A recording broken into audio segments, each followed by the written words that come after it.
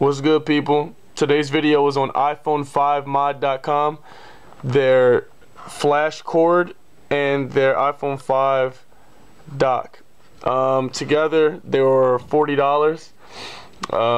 This is the second cord they sent me, so this is the new cord they sent me. I'm trying to see if it works. So here's me testing it out.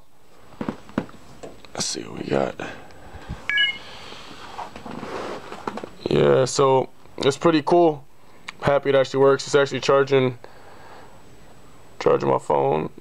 I can't get my shit to focus, but anyway, as you see, it is charging. It looks like it's sending a current into the actual phone, so it's pretty cool. I mean, the cord itself I think is $20, so I definitely suggest it. Again, you can get this at iPhone5, the number 5 mod.com. I'll put all the info in the description, and yeah, that's it.